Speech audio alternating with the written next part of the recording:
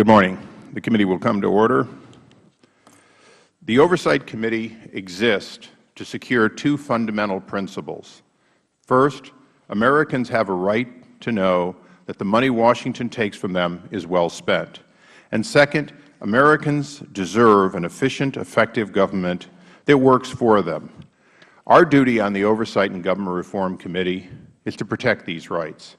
Our solemn responsibility is to hold government accountable to taxpayers, because taxpayers have a right to know what they get from their government.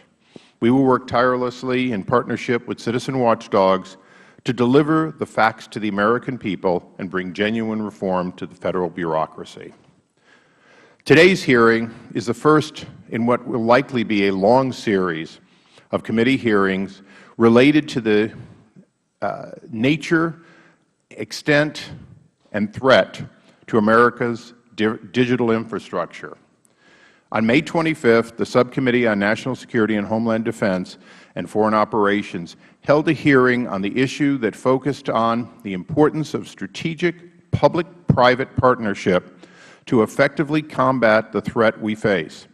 The important work that our colleague, Mr. Chaffetz, began will continue both at the subcommittee and the full committee. His groundwork and this committee's continued focus on what spans all of government, all of the private sector, and as we know every day, more of all of the world, is critical.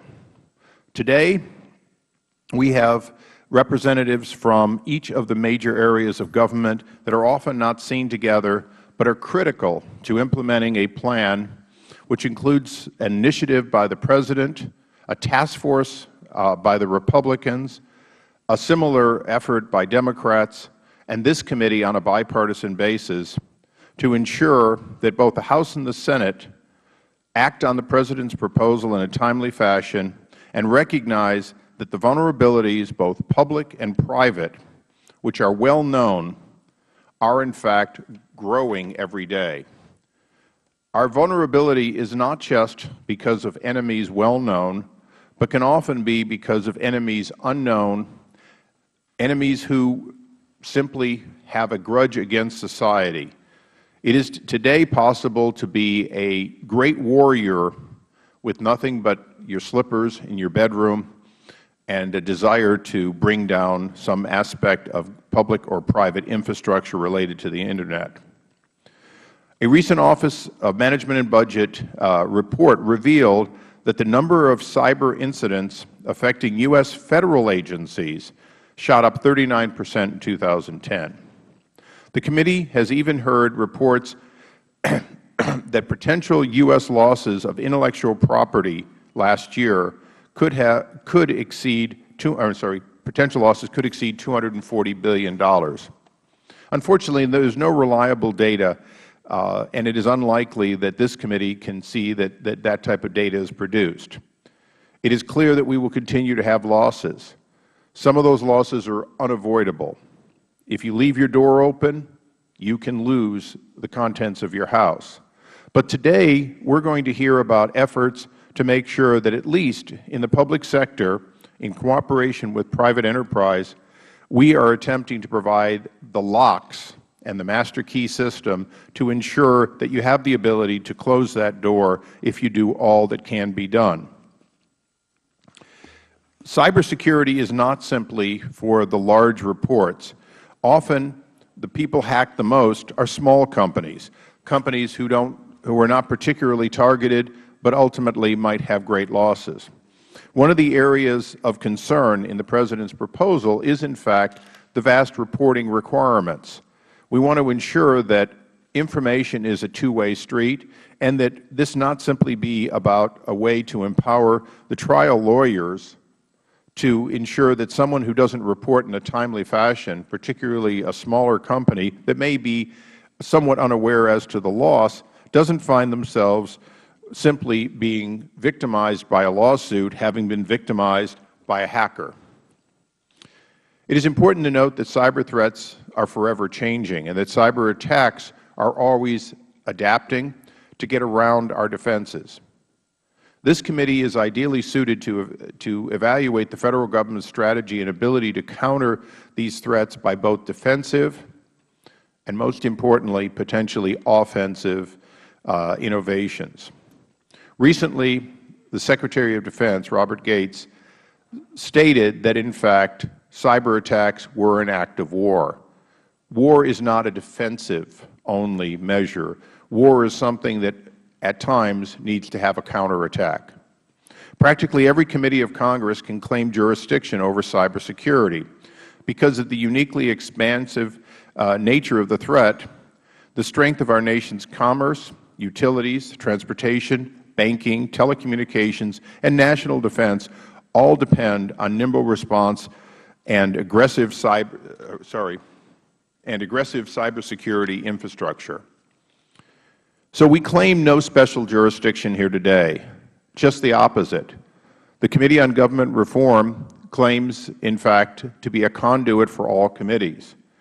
We will be joined by one or more individuals from other committees, and this committee will welcome other individuals to be allowed to sit on the dais and to participate in future hearings, because we view our committee as, in fact, a conduit for all committees, recognizing that any proposal, although it may well originate from this committee or pass through this committee, will also likely pass through virtually every committee of the Congress.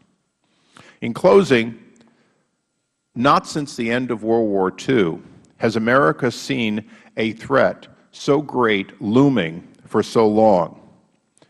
As we led up to World War II, we had plenty of warning that the fascists were in fact a threat. We watched them armed.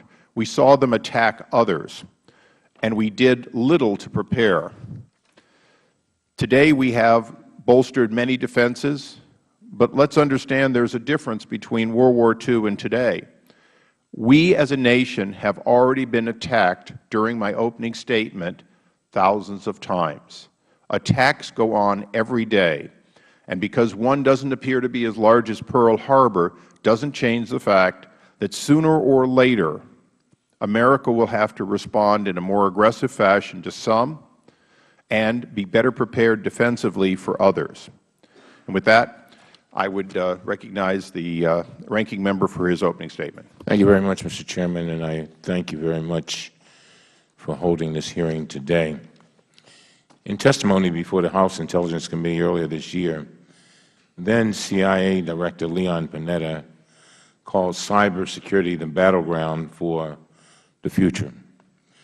Our nation's critical infrastructure, including power distribution, water supply, telecommunications, and emergency services, have become increasingly dependent on computerized information systems to manage their operations and to process, maintain, and report essential information. Our government's national defense and critical information systems are also becoming increasingly reliant on information technology systems and web-based transactions and services. Successful attacks on these systems threaten our troops, impair vital Federal programs, and jeopardize the privacy of citizens whose personal information is maintained in government computer systems. Mr. Chairman, I've served on the Naval Academy Board of Visitors for the last 10 years, and we have recently made it a priority to change our curriculum so that every midshipman and woman is required now to take defensive courses with regard to cybersecurity. In the last Congress, members of the House and Senate introduced at least 50 cybersecurity-related bills to address these issues. Given the urgency and complexity of these challenges, congressional leadership called on the administration to help develop comprehensive cybersecurity legislation.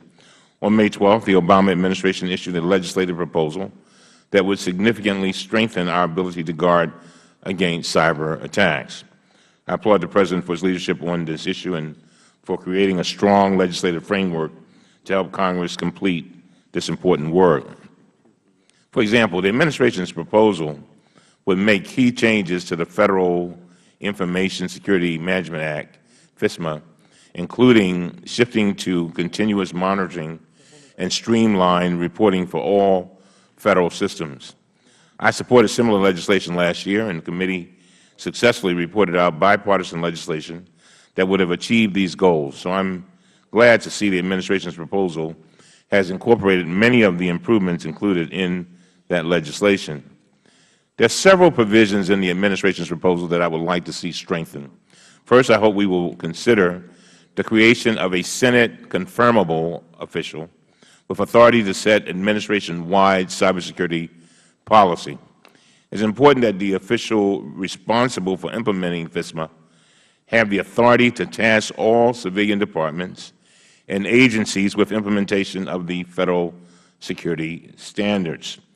The Administration's proposal also creates a framework to ensure that the Federal Government and the private industry are working together to protect our critical infrastructure.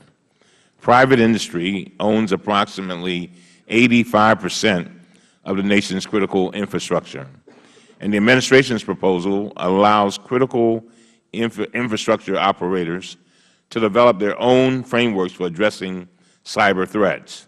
However, while there is room for healthy debate, even industry agrees that some level of government oversight is necessary to protect the American public from the potentially devastating consequences of a cyber attack. At a recent hearing before the National Security Subcommittee, Tech America President Phil Bond testified that education and information sharing alone are inadequate to protect critical infrastructure and that the government rules, regulations, and requirements are necessary to secure the nation's critical infrastructure.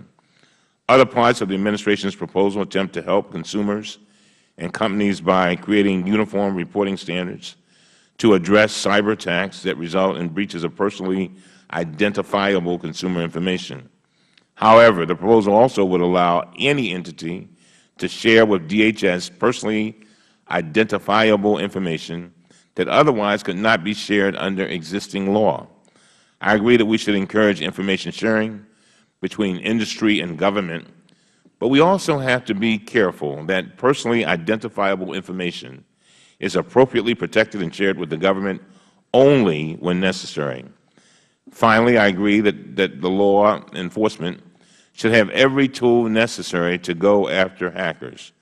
But I am concerned that the imposition of mandatory minimum sentencing unduly interferes with judges' discretion to set appropriate penalties. I hope that future drafts of the legislation will not include this specific provision. I would like to thank Chairman Issa for agreeing to include our distinguished colleague, Congressman Jim Langevin, in our hearing today. Jim has been a leader on cybersecurity for many, many years. As he has recently highlighted, the issue of cybersecurity is not a partisan one, and I am glad that the Chairman agrees with that. But it is an issue on which Democrats and Republicans should be able to work together to come up with common-sense solutions to help protect the American people. Mr. Chairman, I look forward to working with you and the staff in a bipartisan way to update FISMA and pass comprehensive cybersecurity legislation in this Congress. And I would ask unanimous consent that Mr. Langevin be a part of this hearing today. And I would join with you in that unanimous consent. I've served with Mr. Langevin on the Select Intelligence Committee, and he has always been bipartisan. Hearing no objection, so ordered. We now recognize the Chairman of the Subcommittee on National Security, Mr. Chaffetz, for his opening statement. Thank you, Mr. Chairman, and thanks for your leadership on this issue. It is certainly one of the most important topics. The growing cyber threat is one of the greatest national security challenges facing the United States of America. It affects nearly every facet of the private and public sector and reaches deep into our personal lives. On May 25, 2011, the Subcommittee on National Security, Homeland Defense, and Foreign Operations conducted a hearing to examine the threat. Government officials testified alongside their private sector counterparts about the challenges that we face. Each gave a sobering overview of the threat, and each communicated that the threat is real, it is extremely dangerous, and it is persistent. While digital connectivity has made life more convenient, it has exposed new vulnerabilities. Our personal computers are at risk, cell phones, financial institutions, water and power infrastructure, state, local, and federal government institutions. Bad actors continually scour the web for our most sensitive information. Social Security numbers, credit card information, bank accounts, proprietary business information, defense and intelligence secrets, plans and intentions for our political and business leaders. They gain this information through advanced persistent threats, social engineering, and spear phishing. Some hacks are carried out by individual actors and small-time crooks, and other breaches are coordinated efforts by foreign governments. The most devastating attacks, such as the WikiLeaks incidents, come from within. Each has the ability to inflict significant and irreparable harm. Statistics indicate that corporations lose roughly $6 million per day when sites are down because of cyber attacks. The global economy loses approximately $86 billion per year. There is every indication that these costs will continue to increase. The President and members of administration have publicly stated that the Federal Government is ill-prepared to mitigate the threat. The Department of Homeland Security testified, quote, "We cannot be certain that our information infrastructure will remain accessible and reliable during a time of crisis," end quote. Philip Bond, the President of Tech America, testified, quote, "Cybercrime represents today's most prolific threat," end quote. It is no secret that the Federal Government's IT infrastructure has significant weaknesses. Across the executive branch, systems are outdated and technology is behind. Legal and regulatory frameworks are equally behind. The authorities, roles, and responsibilities of Federal, State, local, and private entities are unclear and insufficient to meet the threat. The Administration has submitted a proposal to remedy these shortfalls, and this is a good first step. However, it will continue to need examination by this committee. It will also need extensive input from the private sector, which owns roughly 85% of the digital infrastructure. The solutions must be effective, efficient, and allow all parties to be as nimble as the enemy. I am confident the solutions put forth by this Congress, the Administration, the private sector will yield exactly the results we need to protect our critical infrastructure. As a member of the House Cybersecurity Task Force and as the Chairman of the National Security, Homeland Defense, and Foreign Operations Subcommittee, I look forward to working toward an effective and efficient solution to the cyber threat. I look forward to hearing from the witnesses. I appreciate their expertise and your willingness to be here today. I yield back, Mr. Chairman. I thank the gentleman. We now recognize the ranking member of the subcommittee for his opening statements. Thank you, Mr. Chairman. I want to thank you, Mr. Chairman, as well as Mr. Chaffetz for putting this matter on the agenda, for taking it as seriously as we have in a bipartisan fashion. We're all familiar with the various incidents that have happened, including earlier this month when Citigroup revealed that hackers had stolen personal information from more than 200,000 credit card holders. That was one of the larger direct attacks on a major bank ever reported, but it's not singular in its occurrence. Thieves obtained the customer names, the card numbers, the addresses, the email information. The unfortunate part is it took the company, as it does too many companies, over a month to notify all of its customers of the breach. And so that sheds some light on our need for stringent reporting requirements for breaches of personal information. It highlights the fact that banks and some other companies are focused on fraud and reducing fraud, but they also have to be concerned about the prevention of data theft itself on that and what impact it can have on the consumer. In fact, the data theft arguably is of less cost, of course, to the entities than is the fact of having the information on consumers get out. So the question is where the incentives really lie in terms of making people do what they need to do to meet standards to prevent this from ever happening in the first place.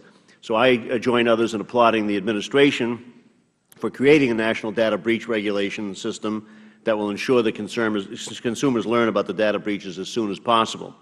I applaud their efforts to encourage companies to share data about cyber attacks and the Federal Government to improve defenses against these types of attacks. When we hear about all of the incidents that are there, I think it becomes clear that we need some standards. Of course, the issue then becomes if everybody doesn't adhere to those standards, how well protected are those that actually do? And that's the point where we get into at what point does it become too costly to adhere to the standards, and at what point, if some play and others don't, just leave everybody exposed on that. And I think that's the critical thing we'd ask our witnesses to hone in on today and help us with, because it is going to take an effort of everybody. The companies, the government, the consumers, we're all going to have to stay a little bit here. So we have to be careful when we start talking about immunization. I know there may be a place for it, but I'm concerned that it's going to put the incentives in the wrong place and take away some incentive to really focus on the need to go after stopping these data attacks from happening in the first place and from having people comply. So I'd like to hear a lot of discussion on that. I don't want to see us take the wrong approach and sort of immunize people who then get lax and think that, well, I don't have to play, I don't want to spend that money, and I don't want to be responsible for it. I think we have to talk about people being accountable, particularly those that are going to profit from it, but we have to be reasonable and understand that some places there may be a need for incentives that draws everybody in because of the expense involved. So I thank our witnesses for being here today, and again, the Chairman for raising this issue. I'd like to yield the balance of my time to the gentleman from Rhode Island, Mr. Langevin.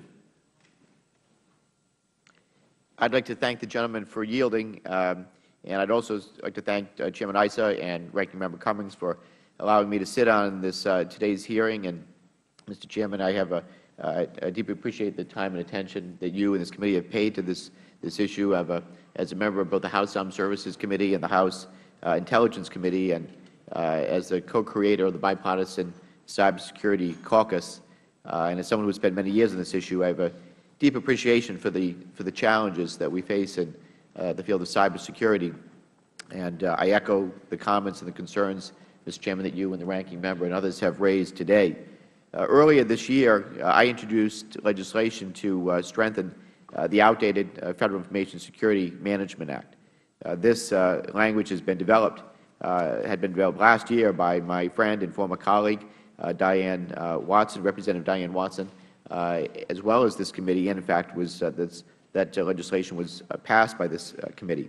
Unfortunately, due to concerns over earlier cost estimates, we weren't able to pass these provisions as an amendment to the fiscal year 2012 Defense Authorization Bill. However, I know the members of this committee are committed to working on this problem, and I'm certainly heartened to see the administration come forward in this area as well. With that, again, I deeply appreciate the opportunity to join you today, and look forward to the testimony of our witnesses. I yield back. I thank the gentleman. Members may have 7 days to submit opening statements and extraneous materials for the record. We now recognize our panel of witnesses.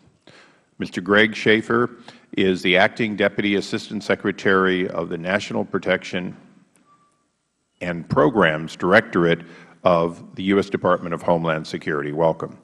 Mr. James A. Baker is Associate Deputy Attorney General at the Department of Justice. Welcome also. Mr. Robert J. Butler is the Deputy Assistant Secretary of Defense for Cyber Policy at the U.S. Department of Defense. And Mr. Ari Schwartz is the Senior Internet Policy Advisor at the National Institute of Standards and Technology at the Department of Commerce. Welcome, all of you. Pursuant to committee rules, would you please rise to take the oath? Please raise your right hands. Do you solemnly swear or affirm that the testimony you are about to give will be the truth, the whole truth, and nothing but the truth? Let the record indicate all answered in the affirmative. Please be seated. In order to allow, and some of you are returning heroes, so you know this drill, enough time, your entire statements as presented will be placed in the record. We'd ask you to summarize in any way you choose, but to keep it within 5 minutes. When you see the yellow light go on, it is not shameful to stop sooner than when the red comes on. But in all cases, please wrap up by the time the red comes on. And with that, Mr. Schaefer. Thank you, Chairman Issa, Ranking Member Cummings, and members of the committee. It's an honor to appear before you today. I know that the committee has already had a number of hearings and briefings on this topic, so I'll briefly summarize the current state of affairs and the impetus for the legislative proposal that you have from the administration today. There is no security issue facing our nation more pressing than cybersecurity.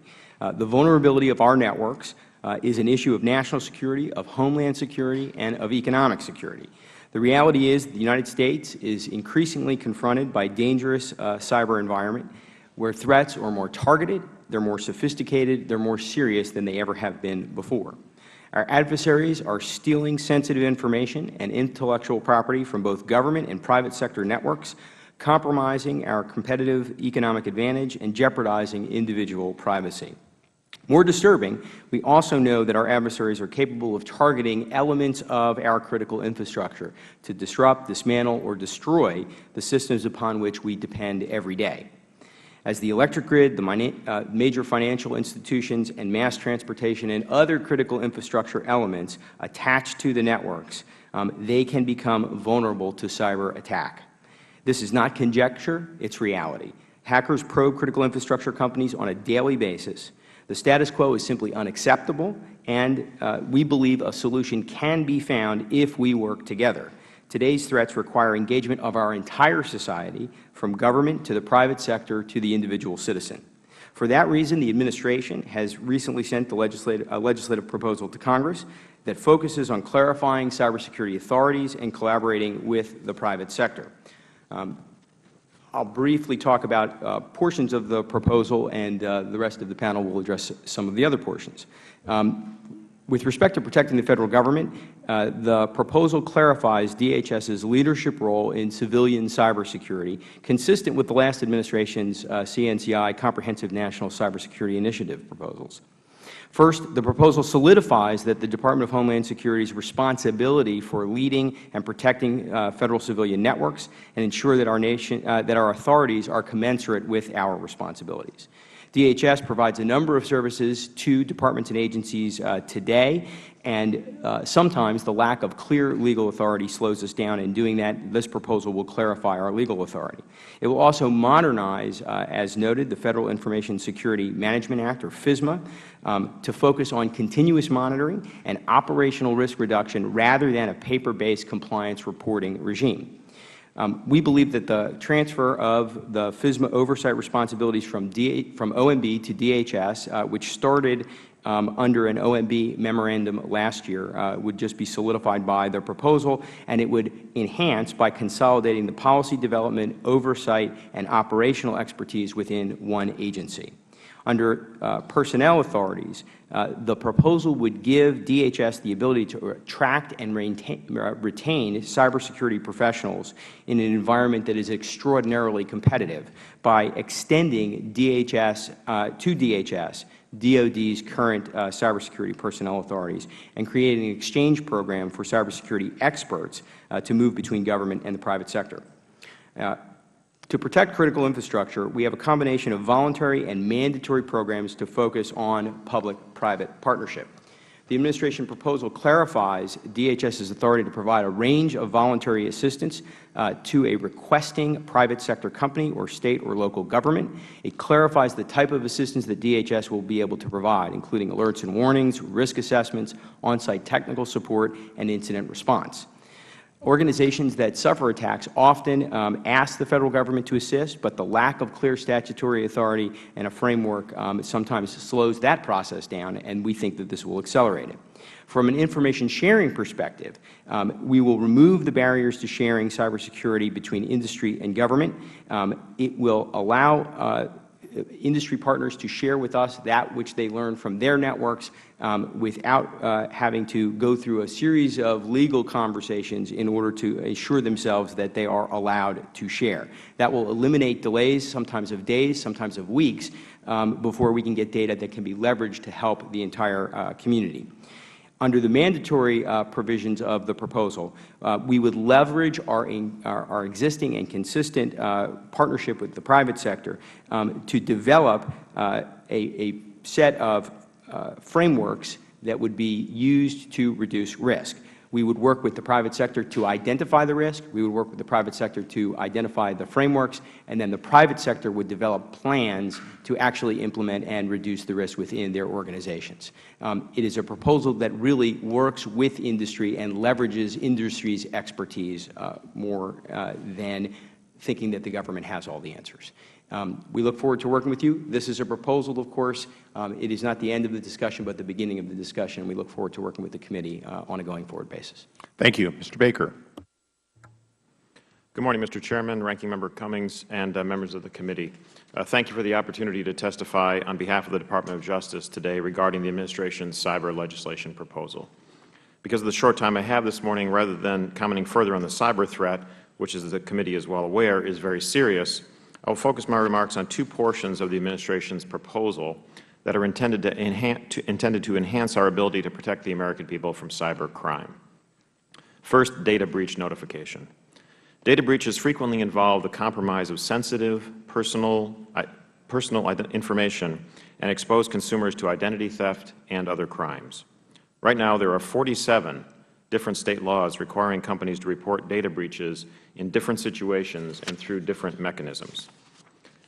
The Administration's data breach proposal would replace those 47 State laws with a single national standard applicable to all entities that meet the minimum threshold as set forth in the proposal. If enacted into law, this proposal would better ensure that companies notify customers promptly when sensitive personally identifiable information is compromised, and that they inform consumers about what they can do to protect themselves. The proposal would empower the Federal Trade Commission to enforce the reporting requirements. It would also establish rules about what must be reported to law enforcement agencies when there is a significant intrusion so that, for example, the FBI and the U.S. Secret Service can work quickly to identify the culprit and protect others from being victimized. The national standard would also make compliance easier for industry, we believe, which currently has the burden of operating under the patchwork of the different State laws that I mentioned a moment ago. Second, the Administration's proposal includes a handful of changes to criminal laws that are aimed at ensuring that computer crimes and cyber intrusions can be investigated and punished to the same extent as other similar criminal activity. Of particular note, the Administration's proposal will make it clearly unlawful to damage or shut down a computer system that manages or controls a critical infrastructure, and would establish minimum sentence requirements for such activities. This narrow, focused proposal is intended to provide strong deterrence to this class of very serious, potentially life-threatening crimes. Moreover, because cybercrime has become big business for organized crime groups, the Administration's proposal would make it clear that the Racketeering Influenced and Corrupt Organizations Act, or RICO, applies to computer crimes. Also, the proposal would harmonize the sentences and penalties in the Computer Fraud and Abuse Act with other similar laws. For example, acts of wire fraud in the United States carry a maximum penalty of 20 years in prison, but violations of the Computer Fraud and Abuse Act involving very similar behavior carry a maximum of only 5 years. Thank you, Mr. Chairman and members of the committee. I look forward to your questions on this very important topic. Thank you. Mr. Butler. Thank you, Mr. Chairman, Ranking Member Cummings, and distinguished members of the committee. It truly is a pleasure to appear before you today. On behalf of the Department of Defense, we are aware, of course, and are working against a persistent threat. The DOD is reliant on a large portion of the nation's critical infrastructure, such as power generation, transportation, telecommunications, and, of course, the defense industrial base, to defend the nation and perform those missions assigned to and expected of DOD. The most important aspect of the nation's critical infrastructure protection from our standpoint is the recognition that no one person or agency can protect the nation from this advanced, persistent threat that we have been discussing. Rather, it will require a whole-of-government approach, necessitating many different Federal agencies, State governments, private sector to work together. This legislation is an important step in that direction. It criminalizes the damage to critical infrastructure systems, breaks down barriers to information sharing so that stakeholders can communicate effectively. It engages the private sector as valuable stakeholders, and it strengthens the ability of the Department of Homeland Security to lead the executive branch in defending the nation against a very real cyber threat. Importantly, this legislation accomplishes all of the above while respecting the values of freedom and ensuring the protection of privacy and civil liberties that we cherish here in this country. The Department of Defense has an important role in this nation's cybersecurity, such as protecting our military networks and national security systems, while providing support and technical assistance to the Department of Homeland Security in carrying out other protection issues regarding critical infrastructure. DOD has and will continue to work hand-in-hand with Homeland Security, Commerce, Justice, and the other departments, along with the private sector, in countering cyber threats and protecting our nation's critical infrastructure. Further, the Administration's legislative proposal allows DHS to leverage DOD's practices in hiring and personnel exchange programs, as well as reinforcing the complementary and continuing defense role in providing information systems controls of defense and national security systems under the Federal Information Security and Management Act. We do look forward to working with Congress to ensure the executive branch has the appropriate authorities for cybersecurity and improving the overall security and safety of our nation. I would like to close by noting that while the work of defending the nation is never done, This legislation will greatly help the United States government close the gap between us and those who would want to do us harm. As I noted before, the threat is constantly evolving, and we must evolve to meet it. The Department of Defense is ready to play its role in meeting this challenge and to work with the rest of the government to protect the citizens and resources of the United States. Thank you. Thank you. Mr. Schwartz. Chairman Issa, Ranking Member Cummings, members of the committee, thank you for having me today to testify on behalf of the Department of Commerce on the Administration's cybersecurity legislative proposal.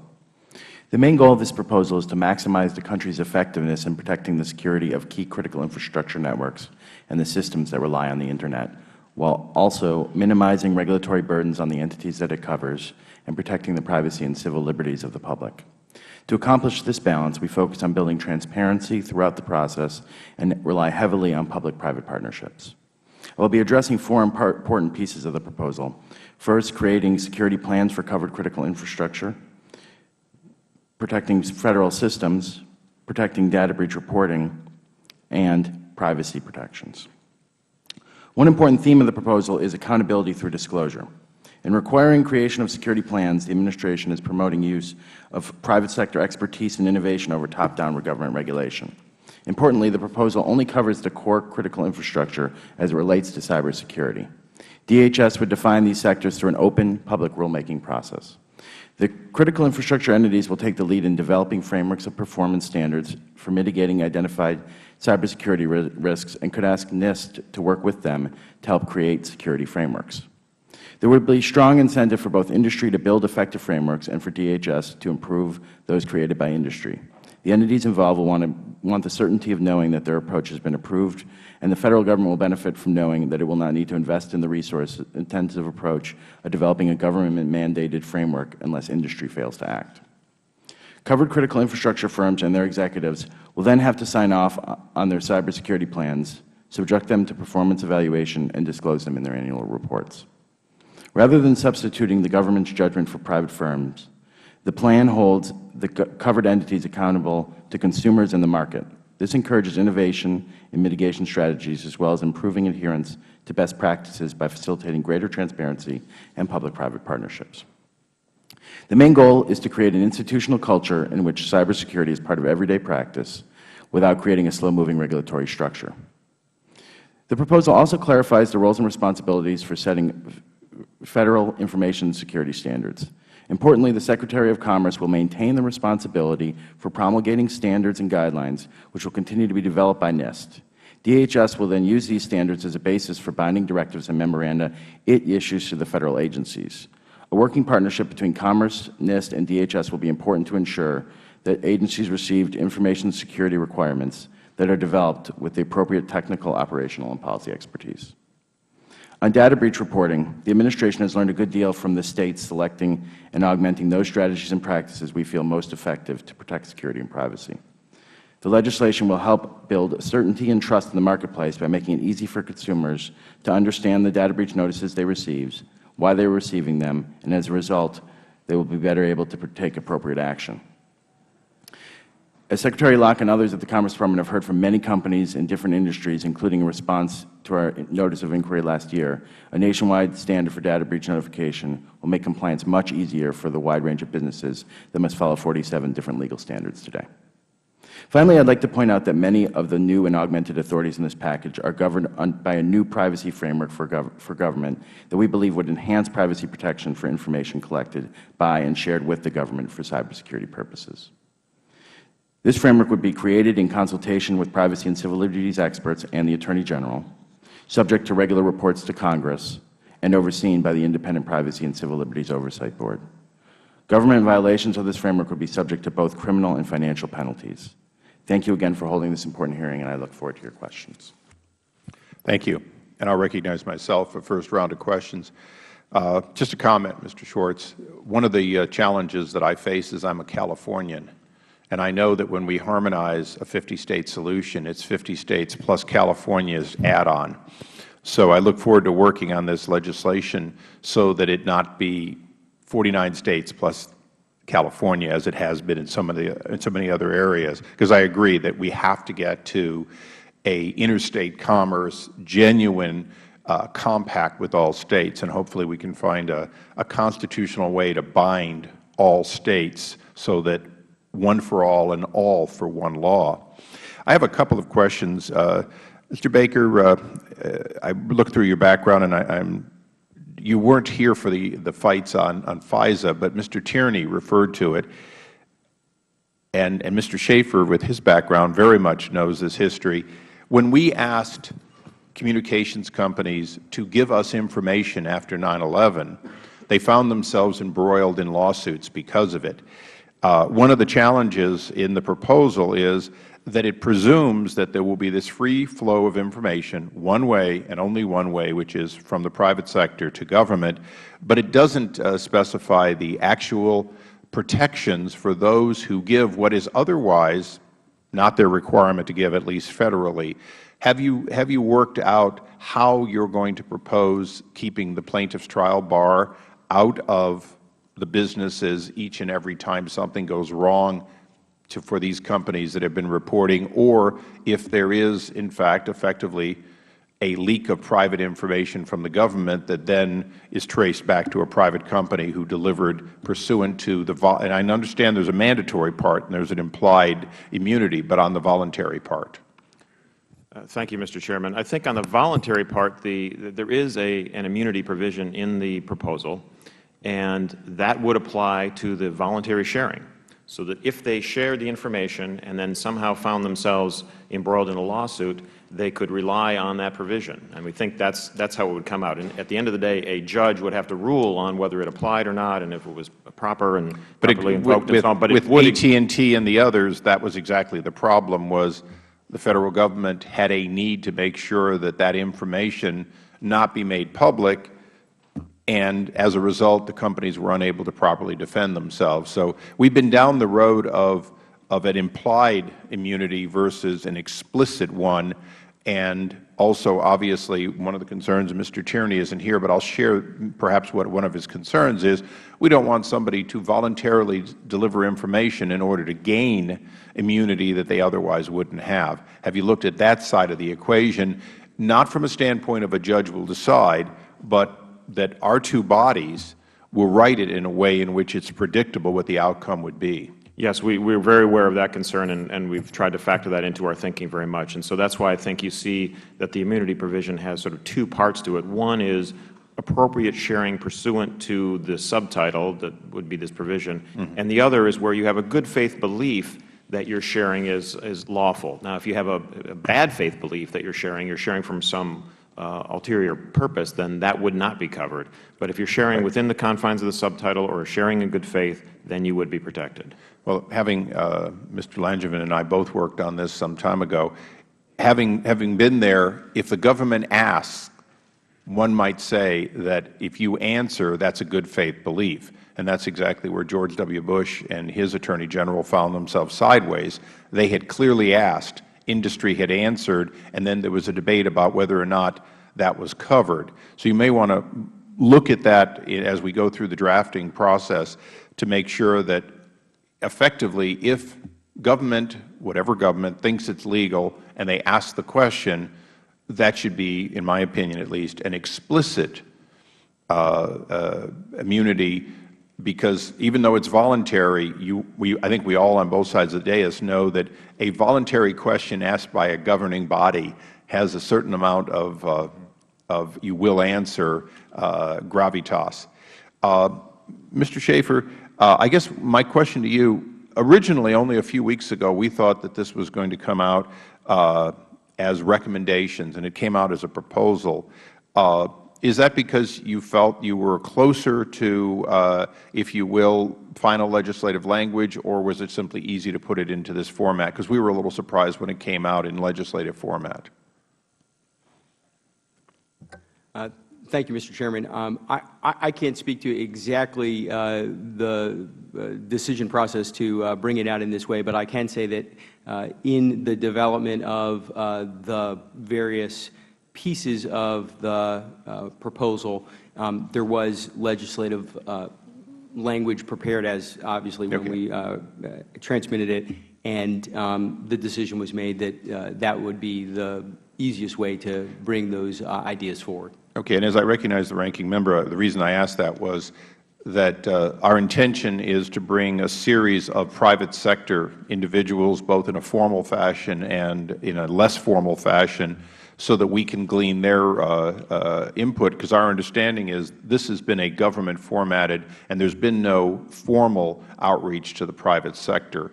And that's one of our concerns. All the opening statements talked about the 8515, that our goal is to, now that this is in a proposed language state, to begin communicating with the stakeholders in the private sector and quite frankly also some of the State representatives. So hopefully we can share in that, and I recognize the ranking member for his round of questioning. Thank you very much. In the wake of 9/11, new attention has been focused on the significance of information sharing as a matter of national security.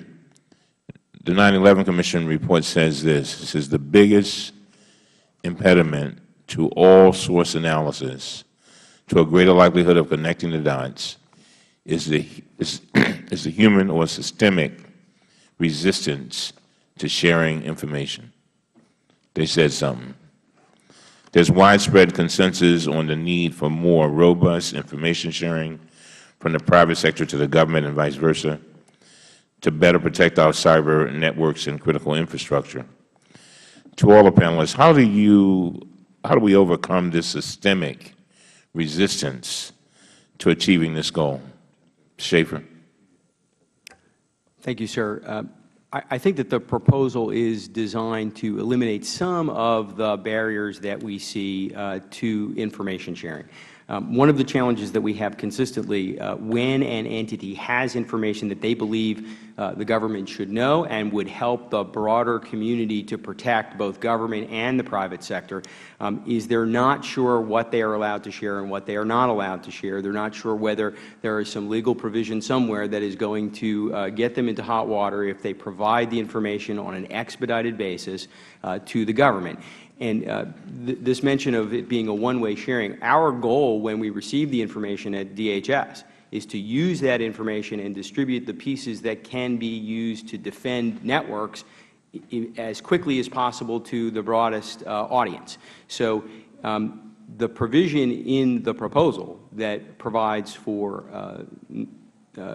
notwithstanding any other law, you can provide that information, and there is an immunity for the sharing of that information if it is for a legitimate cybersecurity purpose, we think will enhance the ability of private sector entities to give information to the government. Mr. Baker. Yes, thank you, sir. I think the key that, as Mr. Schaefer touched on, is clarity in the law. I think we need clearly authorized language that clearly would authorize the sharing. We need clear limitations on that, in other words, privacy protections in particular. You need a clear immunity provision, as I was just discussing with the Chairman a few minutes ago. And then you also need, what we've heard is clear exemptions from FOIA as well, because when folks share information with the government, they become concerned that it's going to be discoverable, if you will, through FOIA. So I think the key is clarity so that they don't have to search through the Federal Code to determine what provisions they may or may not be violating if they were to share this information. So I think clear language that's straightforward is the main objective. Now, Mr. Butler or Mr. Schwartz, do you have anything in addition to what they just said? I don't want us repeating each other. Yeah, no, I support what they've described. Beyond the legislation, I would, going back to the intent of the post-9/11 Commission, I mean, I think what we've been working on is, one, building relationships. You saw that with the Department of Defense, Department of Homeland Security, building MOAs, building a collaboration. Secondly, planning together the National Cyber Incident Response Plan. That developmental activity is really enabling information sharing in new and different ways, and exercising together. Cyber Watch and those kinds of exercises really help us to build the connective tissue to enable the information sharing approach. Schwartz. I'll just briefly say that we have made really large strides in terms of getting greater information sharing. I think you did you gave an excellent overview of all the difficulties, and we tried to address some of those in sharing with government in the proposal. We're certainly open to broader discussions of other kinds of sharing and other ways of addressing these issues without unduly affecting privacy and other issues.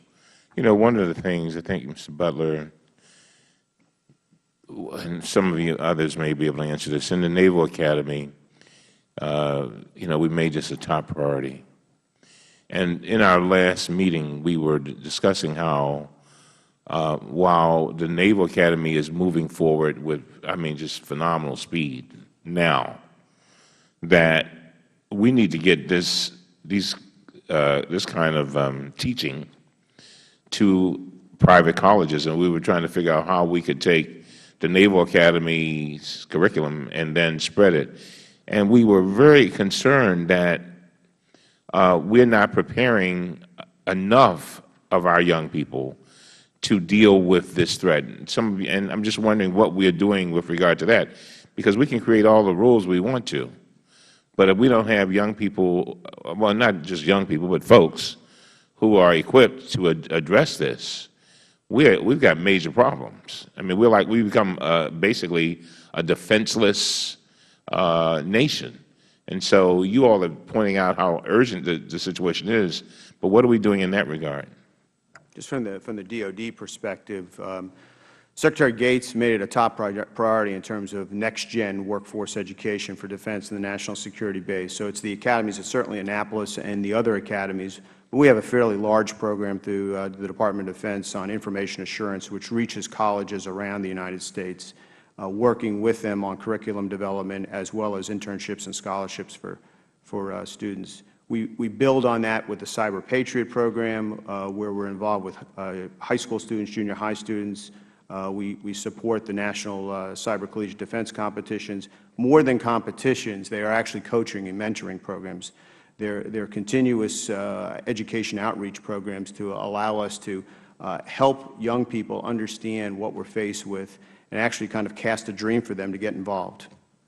Thank you very much. Thank you. I will now recognize myself for 5 minutes. One of the emergency national security concerns is that you have software, infrastructure, hardware, other things that are built overseas that come to the United States with items that are embedded already in them by the time they get here to the United States. This poses obviously security and intellectual property risks. A, is this happening, Mr. Schaefer, and B, what are we going to do to fight back against this? Thank you, sir. Clearly, supply chain risk management is an issue that the administration is focused on, that Homeland Security, working with partners at the table. And how are they focused on it? I mean, is this happening? Is this happening? Whether or not there are specific examples of insertions is something I'd rather talk about in another room. I know you'd rather not. It's just a yes or no question. Is this happening or not? We believe that there is significant risk in the area of supply chain. Is it happening to the best of your knowledge?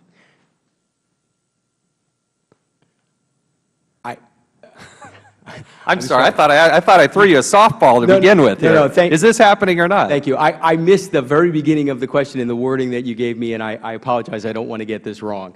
Can you rephrase for me? Are you aware of any components, software, hardware coming to the United States of America that are already embedded, that have security risks already embedded into those components?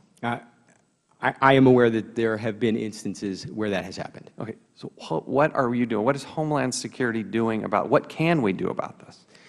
This is one of the most complicated and difficult challenges that we have. The range of issues goes to the fact that there are foreign components in many U.S. manufactured devices. Yes. There are U.S. That's components. the obvious. Keep going. Go faster. I've only got 5 minutes here. Yes. There are many foreign components in our materials. Yes, I got it. There is a task force that DHS and DOD co-chair to look at these issues with goals to identify short-term mitigation strategies and to also make sure that we have capability for maintaining U.S. manufacturing capability over the long term and are in a position to ensure that the critical infrastructure pieces have what we need. All right, let me go to a second. It is terribly complicated. I understand it is difficult, but the concern is that it is happening, and it's probably happening on a more frequent basis than most people recognize. That these things are embedded in devices and software, and people don't know that.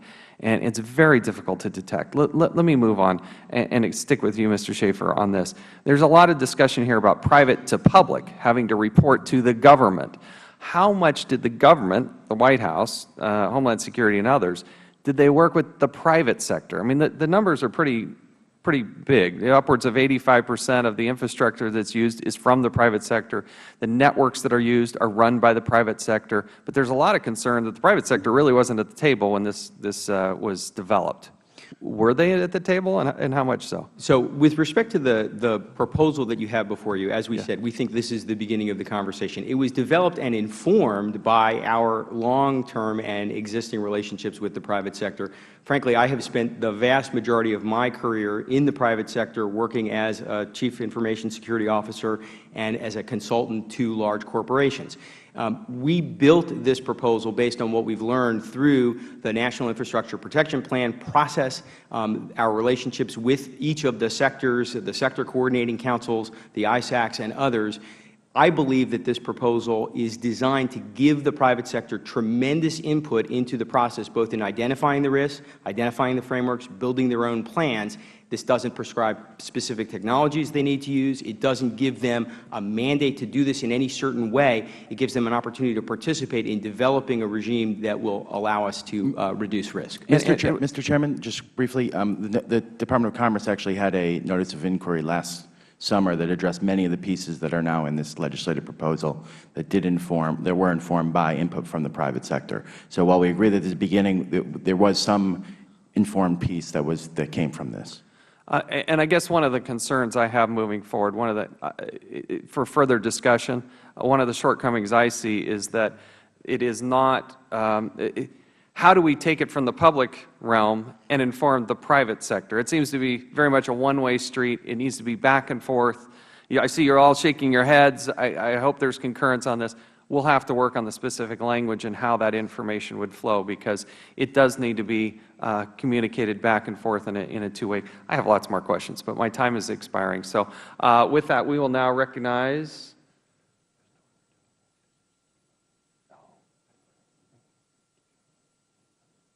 the gentleman from Tennessee, Mr. Desjardins, for 5 minutes. Thank you, Mr. Chairman. Thank you, gentlemen. A growing threat to both the public and private sector information systems are cyber attacks from foreign governments or organizations closely aligned with them. And cyber attacks certainly are not exclusive to the United States. Other countries have experienced such attacks. At what point do cyber attacks carried out by foreign governments become an act of war, or what some refer to as cyber warfare against another nation? And I'll just open that to whoever wants it. Thank you, sir. So I think that is a legally difficult question to answer, but certainly acts that would be equivalent in their effects to a kinetic attack on the United States would fall within the category, I think, that you're talking about there. So I think if you look at the effects and it were equivalent to a kinetic attack, that would be an act of war. Have we developed any effective means of identifying who the actors or players in these attacks are? Attribution is very difficult in this area. That is challenging. It doesn't mean it can't be done, but it is challenging. I defer to my colleagues if they want to add something on that. Okay. We continue to evolve with the technology to help us with attribution and the tactics, techniques, and procedures. But right now, it's a fairly intensive forensics analysis process that we go through to attribute to actors. Okay. Both public and private sectors are deeply interwoven and dependent upon each other for their operations and functionality. For example, telecommunication and transportation are heavily dependent on the power grid for operation and vice versa. Does our current Internet or communications infrastructure have enough redundancy built into it to ensure that we could survive a catastrophic attack on its physical or technical assets? Mr. Schaefer. Sir, if I may, there have been numerous attempts to look at that question through risk analysis by various sectors, including the IT sector, the comm sector. And the belief is that there is a significant amount of resiliency within the network. Certainly the Internet was built with resiliency in mind and the ability to route around various types of problems. On any given day with any particular kind of attack, it's hard to say whether you'll have enough resiliency in that particular place, but I do think that the architecture of the system is designed to be quite resilient. There are certain pieces of the puzzle that obviously need more security, and that's, I think, where we are with the legislative proposal today. Okay. Does the Federal Government have an effective defensive posture to ensure that attacks on private sector networks or infrastructure can be isolated with little damage to its own assets? I would say that we are very much, both industry and government, dependent on one another in a variety of ways. It would be very difficult to isolate the government from the critical infrastructure pieces that are provided by industry. And as has been noted, they own a substantial portion of that infrastructure. There have been a number of economic estimates regarding the cost of a major cyber attack on the economy. Are there consistent, reliable numbers that tell us how much cybercrime or cyber attacks cost the United States each year?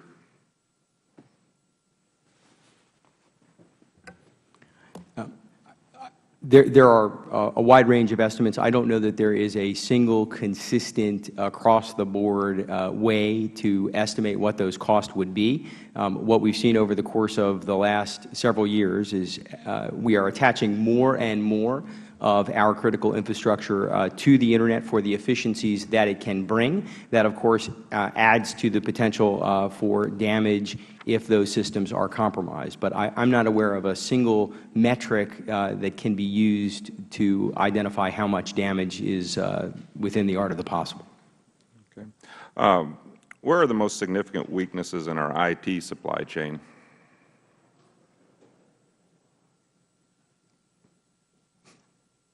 Don't mean to pick on you, Mr. Schaefer.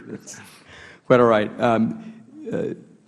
I don't know that I could identify the most significant weaknesses within the supply chain. As I said, the supply chain issues are increasingly complex because we do have a global economy in which our products and equipment is installed and embedded in foreign product is installed and embedded in our product, and the need to have appropriate processes to address risk and manage to ways of identifying where there might have been a compromise to the system is what we focus on in terms of programmatics at the Department. Okay. Thank you, and thank you all. I'll yield back, Mr. Chairman. Thank you. The gentleman yields back. I'll now recognize the gentleman from Virginia, Mr. Donnelly, for 5 minutes. Thank you, Mr. Chairman, and welcome to the panel. And I certainly agree that cybersecurity is perhaps the largest single growing threat both to American infrastructure and to national security. The number of incidents, cybersecurity incidents, reported by Federal agencies to U.S. CERT has increased from 5,000 to 41,000 over the last 5 years. One of the concerns I've got is that when we had hearings on this subject a few years ago in this committee, we took testimony from a lot of Federal agency heads, and they focused on the part of FISMA that requires education and training and awareness. And they could check off that box and say 80% of our workforce is trained. But when you ask the question, but are threats going up or down? They're going up, of course. And are successful hacking attempts or cybersecurity threats going up or down? That also is going up. So I guess I would ask first, Mr. Schaefer, and anyone else on the panel, are we measuring the right, are we really working with the right metrics here on the subject of cybersecurity with Federal agencies, or are we measuring the easy to measure? And then secondly, what kind of uniformity is there across dozens of Federal agencies to take the proper measure to protect the systems in place, understanding the differentiation among those agencies? Thank you for the question, sir. Indeed, the reason that you see the proposal in this legislative proposal around FISMA is we recognize that there needs to be a change in the way FISMA works. Even without the legislation in place, we have taken an approach that is much more aggressive since the Department has been asked to take on more responsibility in the space. And so we are meeting with the Department CIOs to sit down and walk through all of the various requirements, not just the training requirements, but all of the requirements that currently exist, and talk about how to prioritize those things that really matter and that will reduce operational risk. Our approach is to get to continuous monitoring, so we aren't reporting annually with a piece of paper what's happening on someone's network, which, as you know, is outdated before the paper is written, but are seeing what is happening on those networks, can correlate that data with what we're seeing from our intrusion detection and intrusion prevention technology at DHS, and actually work with the departments and agencies to reduce the risks that they are seeing in terms of the kind of attack experience that they have on a daily basis. Sir, you asked very good and extremely important questions. I think that I hope the Chairman heard that. So, very good and extremely important questions, Mr. Chaffetz. I think that in terms of what we're measuring, one of the main problems that we've seen is that the Inspectors General have looked at the controls that have been put in place as a checklist, rather than trying to get at the main set of problems that are out there. So one of the things that we try to do in the administration proposal is to provide more flexibility in the structure so that the Inspector General will look at what is important for that particular agency. At the same time, as Mr. Schaefer suggested, we try to increase the automation through continuous monitoring through other means so that we have a better standard across all different agencies. That doesn't mean we can stop other means of looking at the best practices and the controls that are in place, but we do need to do a better job of making sure that we have the right controls for the right agency. We think that the administration proposal does that with changes to FISMA. I would just add that what we see in the Department of Defense, I think it's reflective of our general sense of where we need to go with metrics. We look at technology, tactics, techniques, and procedures and people in an integrated way. And so as we work to harden networks and improve our cyber hygiene practices, we also look at proactive defense measures that we can continue to incorporate in those areas. Continuous red teaming, pen testing against what we're doing helps us to update the metrics. And as we've stood up, organizational structures like Cyber Command and others, we are moving more and more towards what others are talking about, with a continuous monitoring mode that builds beyond FISMA and helps us to ensure what anomalies we're missing that potentially could be problems down the road. Is there a mechanism within the Federal Government for exchanging best practices, experiences, tapping into the private sector expertise and the like? Is there some kind of forum, formal or informal, that does that? Actually, there is, sir. One of the things that DHS sponsors is something called the Cross-Sector Cybersecurity Working Group. This represents the critical infrastructure, 18-sector cybersecurity resources, and gives them an opportunity to work together to bring the knowledge that one sector may have learned to the other sectors. It's one of the goals of the program to make sure that wherever we see an issue, we can get that information out to the entire community. Mr. Chairman, I know my time is up, but I think that's a very important point. We want to break down the stovepipes here so that we're sharing experience and intelligence across agencies to try to deter the threat. Thank you very much. Thank you. The gentleman yields back. We'll now recognize the gentleman from Texas for 5 minutes, Mr. Farenthold. Thank you very much. I guess, Mr. Schaefer, I think you used the term, you're seeing attacks every single day. Earlier, we're talking 41,000 attacks reported to CERT. We've got we see this growing at an incredible rate. I'm very much afraid that we've got a problem here that is going to be very difficult and very expensive to fix, both within the government and in the private sector. So correct me if I'm wrong here. We've got a wide variety of threats coming everywhere. You've got nation states as possible offenders, terrorists, criminals, industrial espionage. I guess we'll call them hobby hackers. I mean, there's a wide variety of people intruding into computer systems. I don't think a day goes by that I don't have to install some sort of security update on my computer. So I guess my question is, I guess we need to take a multi-tiered approach. Where do you see the focus needing to be? Do we need to be focusing more on hardening systems to attack? Do we need to be focusing on prosecutions? Where's the balance there where we're going to get the most bang for the buck? Thank you for the question, Congressman. Frankly, I think we need to do it all. This is not a single solution problem. It is not a problem that can be solved by any one entity. It can't be solved by government alone. It can't be solved by industry alone. It can't be solved by a single technology. This is going to take a whole-of-government effort. It's going to take a whole-of-society effort, right down to individuals who need to apply the patches and the virus updates to their machines. The ecosystem was built in a way that allowed us to take advantage of moving very fast, but the security pieces have been, for the large measure, bolted on after the fact. And we're trying now to fix those issues, but I do think it's going to require us to build better perimeters, apply those patches everywhere on all of the systems, update those systems to the best technology, and do this vigilantly in all cases. All right, well, I guess I'll open this up to the rest of the panel. I don't know who might be the expert on this or if anybody has any ideas. Does anybody have any clue what this is going to cost in some reasonable term that we can understand? So the price of a computer now is $500 of average piece of software, is, depending on what it is. I mean, how much, percentage-wise, how much is it going to raise the cost of computing to do this? While I can't say how much it will cost to do this, what I think has been said repeatedly is how much it's costing us for not having done it.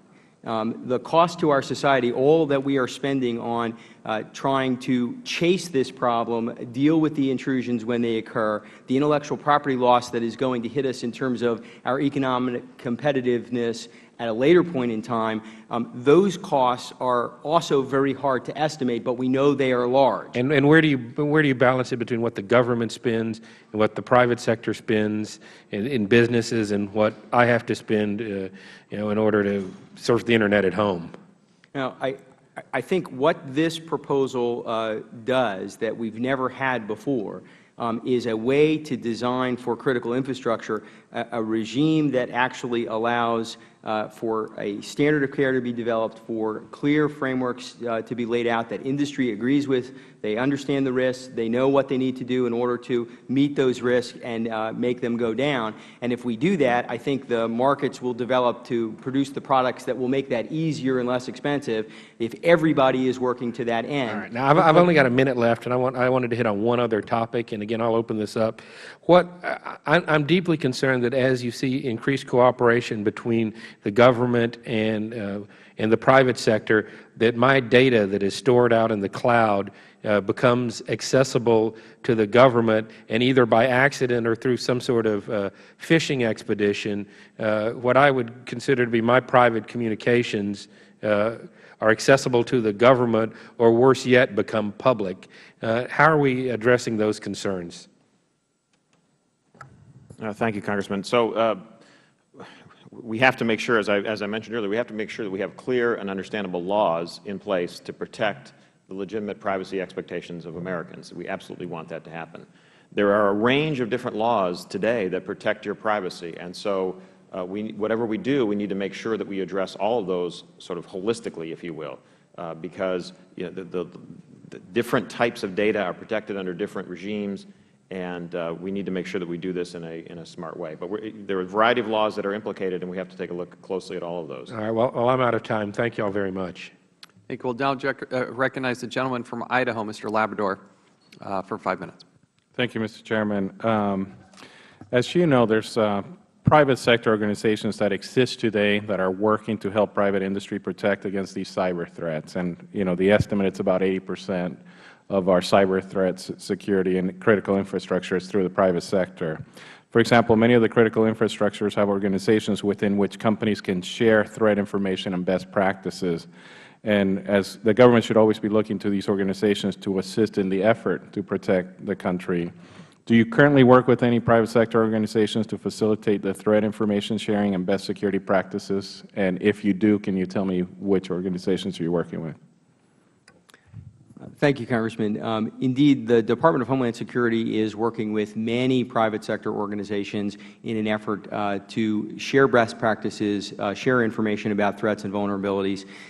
We work through, again, the sector coordinating councils under the National Infrastructure Protection Plan. We work with the ISAC organizations, the Information Security and Analysis Centers for the various sectors, including the financial services sector, the multi-state ISAC, which goes to state and local governments, the IT ISAC, representatives from the communications sector. All of those ISAC organizations we work with. Not only do we work with them, but we have been working to integrate them into our process on the National Cybersecurity and Communications Integration Center watch floor. So we actually have representatives from many of the sectors who are either on or coming on to the floor and will participate in the National Cybersecurity, the Incident Response Plan processes to address issues when they occur. So we are working extensively with private sector organizations. We can certainly get you a full list if you'd like after the hearing. Okay. Does anybody else want to add anything to that? Or? Well, NIST is designed to work very closely with a range of private sector players, including the standards development organizations, ANSI, and the wide range of other private sector standard setting organizations, and take the standards best practices from their side, to take the standards best practices from the government side, and develop those to do the work within the Federal Government and vice versa. A lot of the standards that are developed within the Federal Government are then taken into the private sector and free and open for them to use as well. So we have a very good, strong relationship. And again, we could take back and get you a full list if you'd like to see that. All right, thank you. Go ahead. I was going to say. Just building on, I mean, for the Department of Defense, it's consulting its services and products heavily engaged with a lot of different security firms with regards to ensuring that we have the latest and greatest products installed. HBSS is an example as we kind of work through the WikiLeaks mitigation, but continuous efforts working with them on threat mitigation.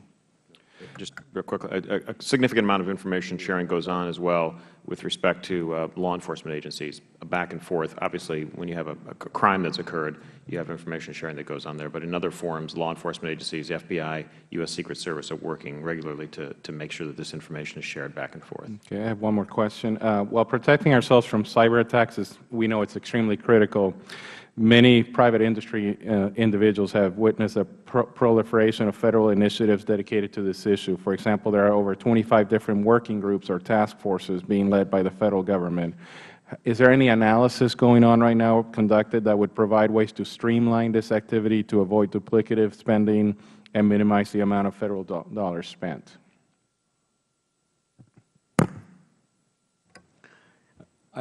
I think we're continually looking, Congressman, at ways to coordinate our activity and make sure that the groups that we're working with are focused on different problems and are bringing to the table not duplicative but complementary sets of information. And so I know within DHS we have several groups that do have overlapping jurisdiction, if you will. They've got some of the same members, but we've got them focused on different pieces of the elephant that is the cybersecurity problem. And so we're working that to try to coordinate and make sure that we're not introducing a lot of redundancy.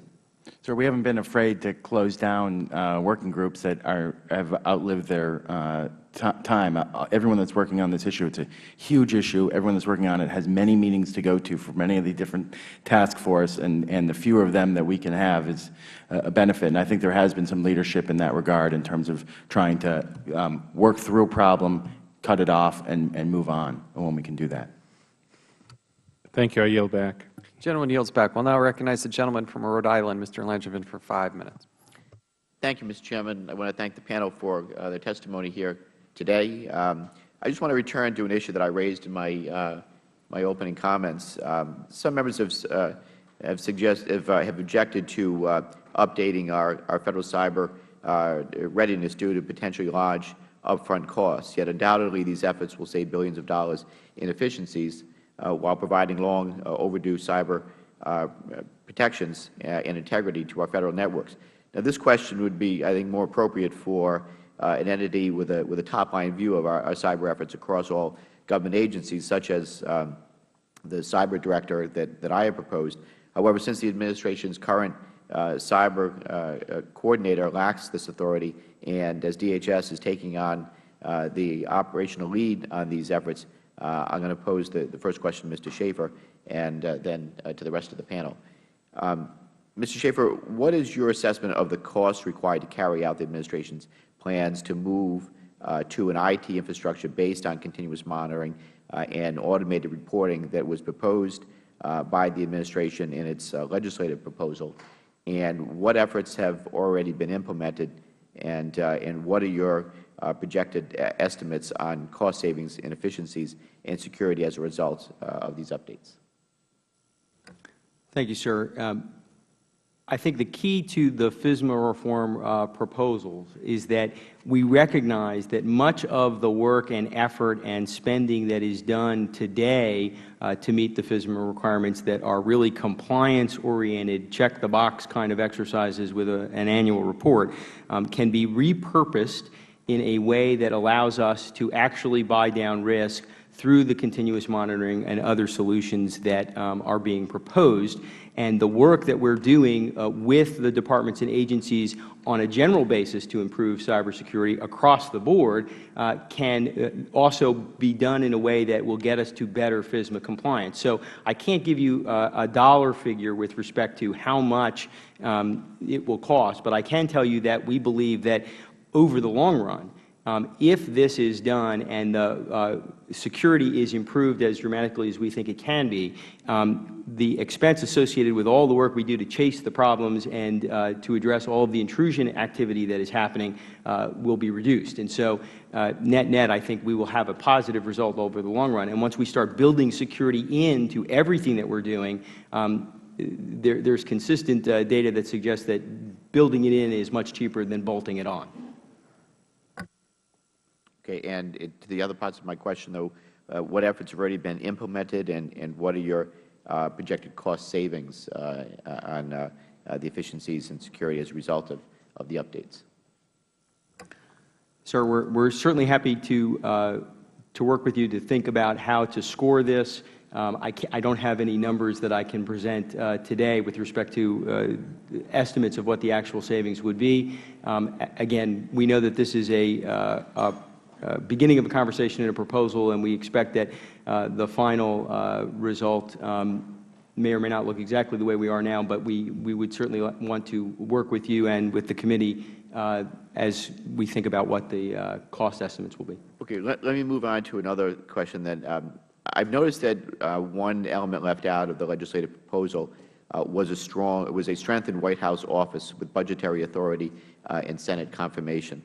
And this is something I feel strongly about, but in fact, just last year, the White House moved very further away from this model by moving OMB's oversight for the Federal security to DHS. And while DHS clearly is the operational lead, or has the operational lead for protecting the .gov network, what authority do they have to oversee agency budgets and actually compel these important technical challenges to actually be addressed? Obviously, various departments and agencies, their mission, you're looking at State or Commerce, isn't necessarily the security of our .gov networks.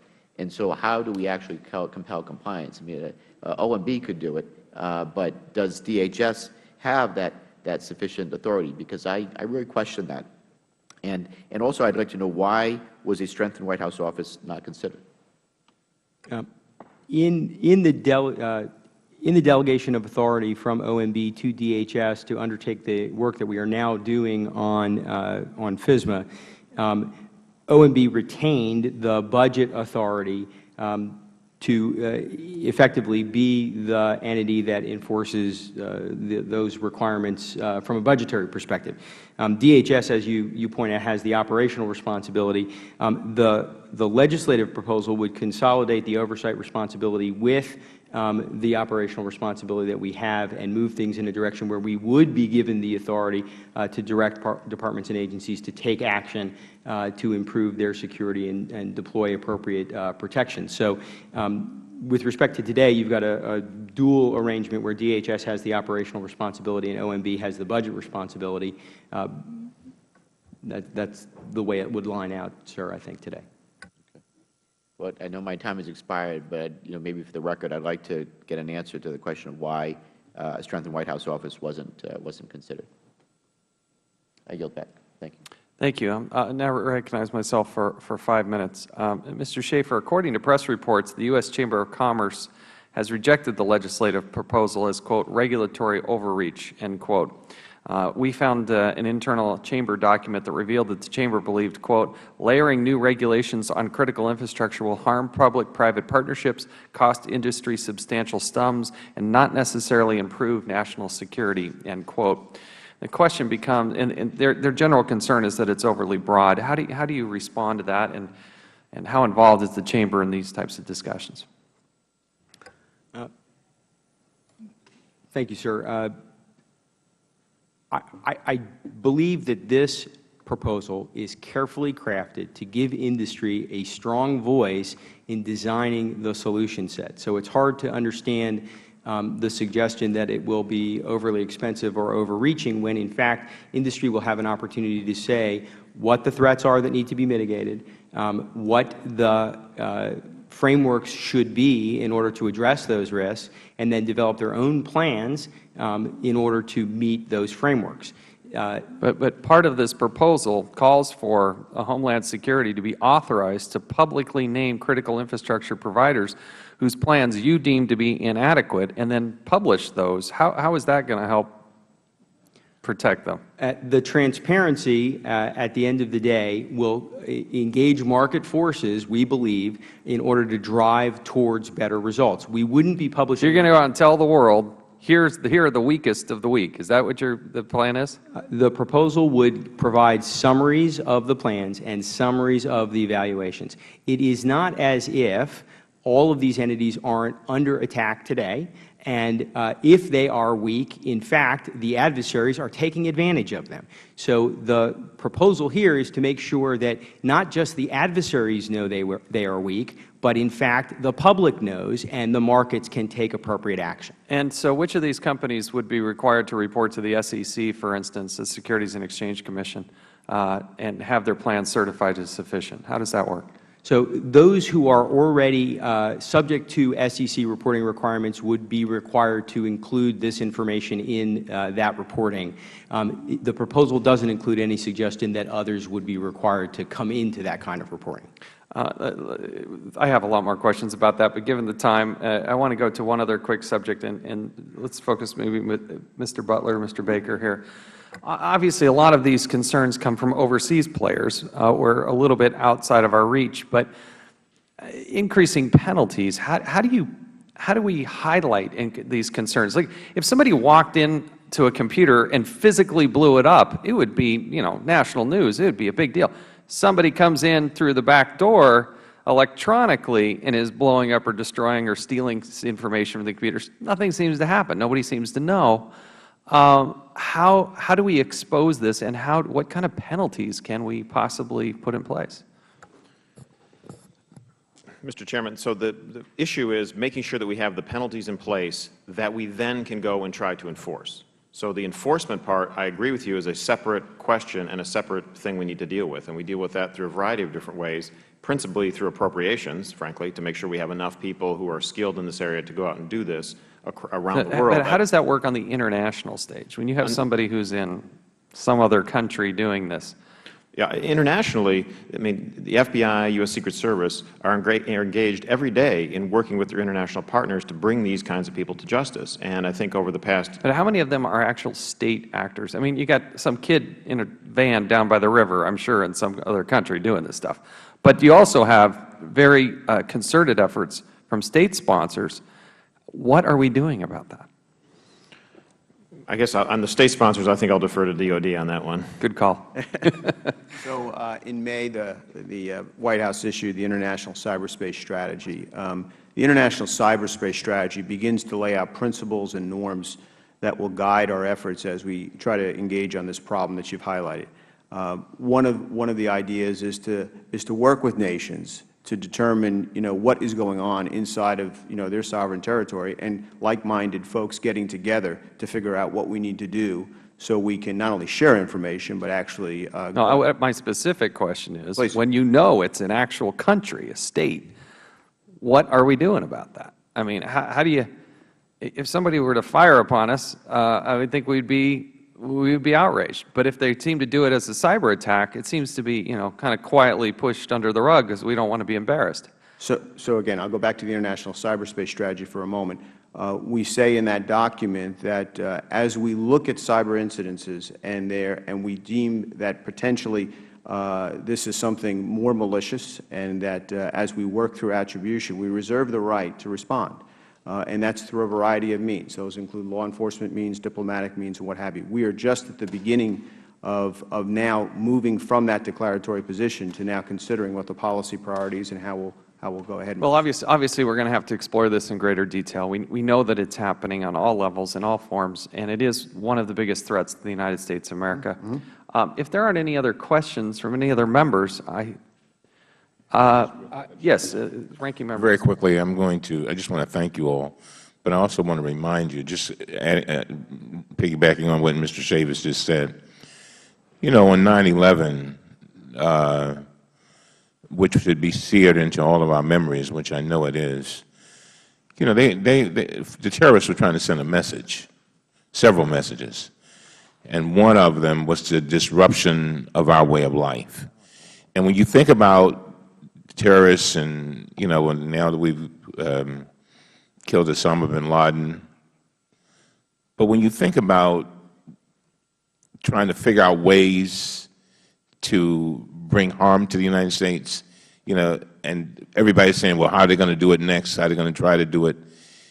Somebody can actually sit at a computer and do all kinds of harm. And so I'm just, I can hear from you all that we're dealing with this, in the words of the President, with the urgency of now, because it is extremely urgent. And I hope that we will move this along as rapidly as possible. And again, I want to thank you for all you are doing. Thank you.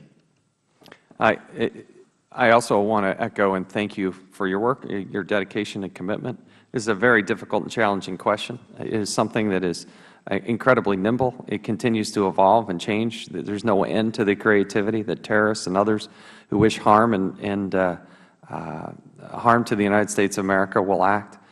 We don't want to have another major incident where someday we wake up and some major portion of our infrastructure, or whether it be private or public, this has got to have a lot more attention and placed upon it. We certainly don't want to have the kind of incident that we would all regret, knowing that we could do everything we can to help prevent it. At the same time, I think we also need to recognize that we need to preserve people's individual liberties. We need to make sure that we don't overstep and overreach into what private companies are doing. And finding that right balance will be one of the challenges for this Congress and future Congresses as well. But we will do so, I hope, in a very bipartisan way. We thank you for your expertise. We thank you for being here today. The committee stands adjourned.